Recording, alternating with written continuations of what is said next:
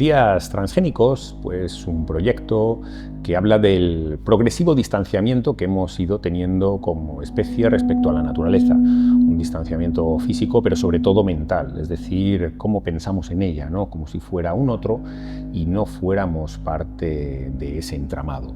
Es esa visión errónea uno de los errores que creo que nos lleva a comportamientos muy extraños, que es parte de lo que habla este proyecto.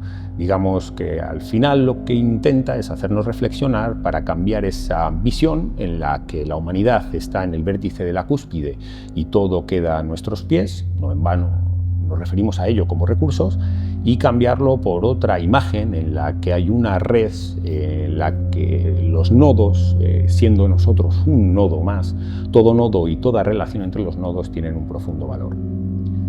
Días Transgénicos comenzó con una serie de textos que durante años fueron creciendo en una libreta, a menudo llenos de un humor y de una ironía que luego se ha trasladado a todos los planos del proyecto y a todos los lenguajes.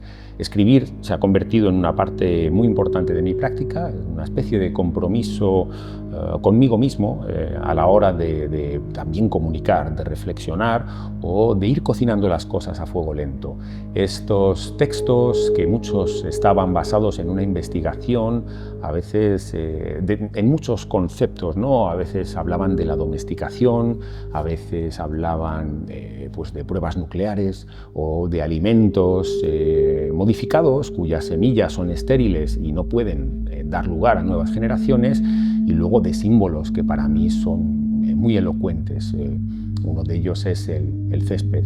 El césped es para mí un símbolo muy potente del siglo XXI. Es algo verde que nos recuerda a la naturaleza, pero que está en las antítesis de la naturaleza, ¿no? Digamos que se ha eliminado toda la biodiversidad para generar una superficie donde solo una especie cabe.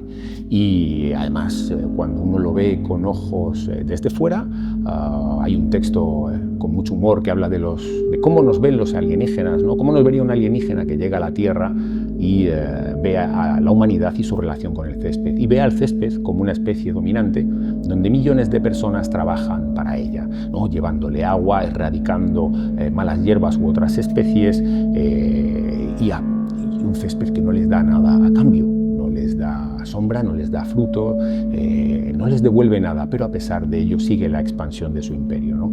Y con ese humor, ¿no? Diciendo, bueno, tendría claro cuál de las dos especies trabaja para cuál y cuál es aquí la inteligente.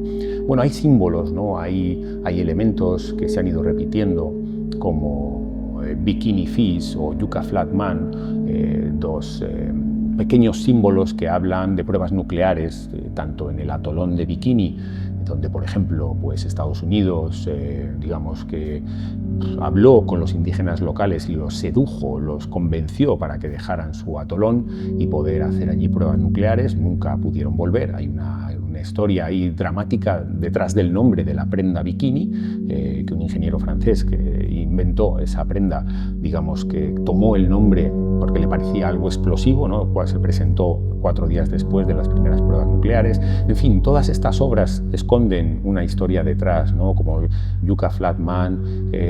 Yucca Flat es esa extensión en Nevada donde más pruebas nucleares se han realizado, y lo mismo ocurre con a veces anécdotas. Hay alguna muy interesante, una noticia. Felicity Ace, un barco que cruzaba el Atlántico camino a Estados Unidos cargado de coches, muchos de ellos de lujo. Un fuego se prendió en el interior de ese barco, estuvo ardiendo durante semanas, la tripulación tuvo que abandonarlo, la Armada portuguesa, porque ocurrió cerca de las Azores, y lo estuvo escoltando hasta que semanas después se hundió. Todo esto lleno de Lamborghinis, de Audis, de Bentleys, de cientos, bueno, miles, creo que había 4.000 coches, ¿no? Me parecía, cuando vi la noticia y el nombre del barco, As de la Felicidad, me pareció que aquello en cierto modo era poesía o pospoesía.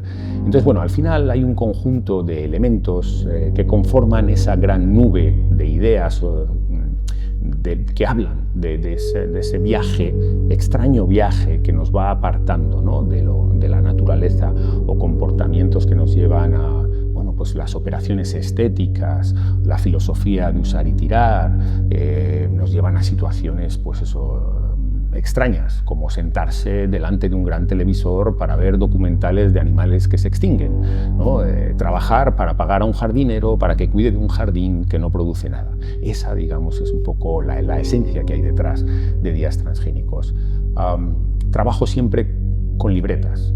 Las libretas para mí son un elemento fundamental en el que vuelco ideas, y aquí además tiene una parte divertida porque hay múltiples lenguajes, que antes en mis proyectos cada proyecto tenía un lenguaje, pero en Días Transgénicos han confluido todos, de manera que a veces hay instalaciones sonoras, algo muy potente que me ha parecido interesante investigar en una sociedad hipervisual como es la sociedad en la que vivimos, es generar algo donde no ves nada, donde hay que cerrar los ojos. Y creo que ha sido una de las líneas que he abierto ahora más interesantes, ya que te lleva a un tempo lento, te lleva a una situación donde, en este caso, en la primera instalación de audio, invito a la gente a tumbarse sobre un césped artificial, a descalzarse para sentir esa artificialidad, ¿no? Ese confort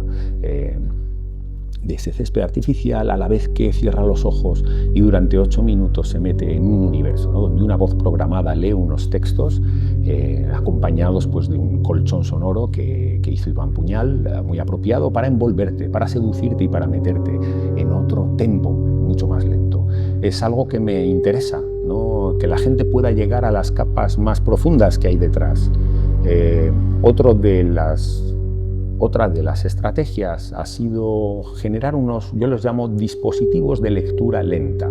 Son muebles, entre comillas, como el altar de las ideas, que realizamos pues con la ayuda del comisario Jordi Pallarés y Gallery Red para el solo proyecto en Urbanity, y que era como un gran dispositivo que contenía textos, bocetos, libros de referencia, elementos como la tierra o las varas de las que luego hablaré, que utilizo para pintar, y que con unas andas que utilizamos para luego activarlo, ¿no?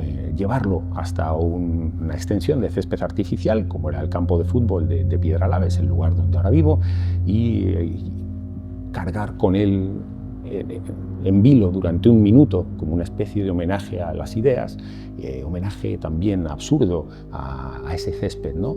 Entonces, estos dispositivos, igual que el mueble que he diseñado para la exposición en Bea Villamarín, que es como un escritorio que esconde pequeños tesoros, bocetos, textos, ideas, documentos de trabajo, un dispositivo donde la gente tiene que entrar en el juego, tiene que descalzarse, meter los pies en la tierra, ponerse unos cascos con una atmósfera sonora y para poder investigar, leer, pero metiéndose en esa capa lenta. Me parece importante poder darle al espectador herramientas que profundicen y le lleven más allá de la pintura. Por supuesto, la pintura es la parte más visual o importante, digamos como por lo menos primer gancho para atraerle a capas más profundas. Además, ha vivido una evolución interesante.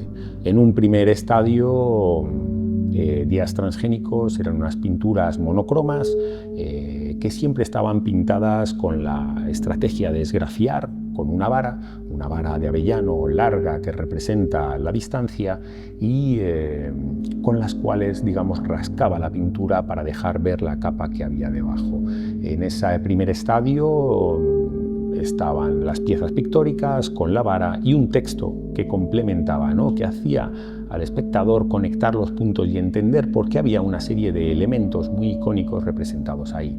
La primera pieza fue La distancia, en el que lo que hice fue anotar en un supermercado la procedencia de 18 alimentos para luego ver qué distancia habían recorrido, ¿no? Algunos sí venían de 200 o 300 kilómetros, pero otros habían recorrido distancias loquísimas. Habían venido los kiwis desde Nueva Zelanda, las piñas de Costa Rica, arándanos de Namibia. Entonces es algo tremendamente loco, ¿no? Y eso lo representaba con unas varas más cortas o más largas en función de esa distancia recorrida por el alimento.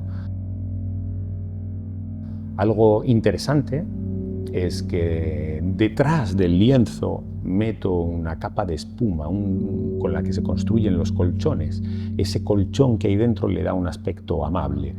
Es algo muy interesante en este proyecto. El aspecto de las obras es amable, es blandito, es aparentemente dócil o amable, pero esconden detrás, ¿no?, unas pruebas. Es como un caballo de Troya. Hay algo que esconden dentro y son estas historias potentes.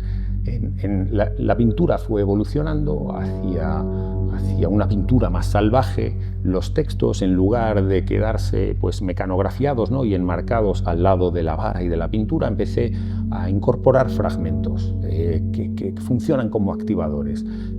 Y la pintura evolucionó hacia algo más salvaje y más loco. Y bueno, con el tiempo luego me di cuenta de que podía hacer convivir las dos, esa pintura un poco más minimalista con esa otra más visceral, en forma de polípticos, de piezas que se componen a veces de obras que están pintadas con varas y de otras más salvajes, componiendo algo mucho más musical y más rico. Y algo bello, ¿no?, este proyecto es que está vivo. Hay una libreta donde tengo al menos 12 ideas de instalaciones, tanto sonoras como de otro tipo, de acciones en el paisaje, de cosas que pueden ser. Y esa es la parte más bella, ¿no?, del trabajo como artista, el proceso en el que todo está vivo y es el aroma de lo que puede ser lo que te empuja a continuar.